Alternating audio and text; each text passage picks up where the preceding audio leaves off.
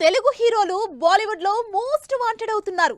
దాంతో డైరెక్టర్లకు కూడా డిమాండ్ పెరిగిపోయింది. అంతేకాదు బాలీవుడ్ లో సందీప్ రెడ్డి వంగ సక్సెస్ తో టాలీవుడ్ డైరెక్టర్లకు క్రేజ్ నెక్స్ట్ లెవెల్ కి వెళ్లిపోయింది.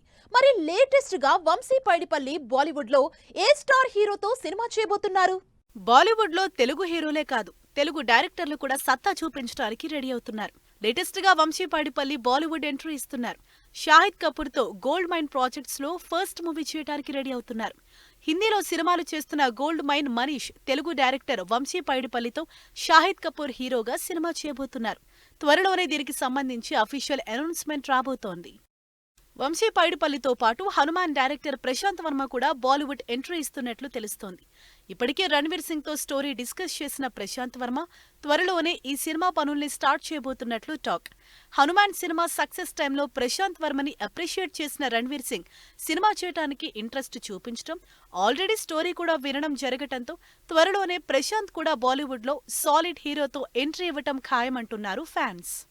బాలీవుడ్ లో వీళ్లే కాదు, ఇప్పటికే తెలుగులో సూపర్ హిట్ అయిన నాని సినిమా జెర్సీని గౌతమ్ తిన్ననూరి హిందీలో షాహిద్ కపూర్ తోని రీమేక్ చేశారు.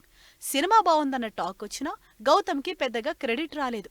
ఆ తర్వాత ఛత్రపతి సినిమాతో వినాయక్ కూడా బాలీవుడ్ లో సినిమా చేశారు. అంతేకాదు, తెలుగులో హిట్ సినిమా చేసిన శైలేష్ కొలను బాలీవుడ్ లో రాజ్ కుమార్ రావుతో హిట్ రీమేక్ చేసి హిందీ ఎంట్రీ ఇచ్చారు. మరి ఫ్యూచర్లో ఇంకెంతమంది తెలుగు డైరెక్టర్లు బాలీవుడ్ ఎంట్రీ ఇస్తారో చూడాలి.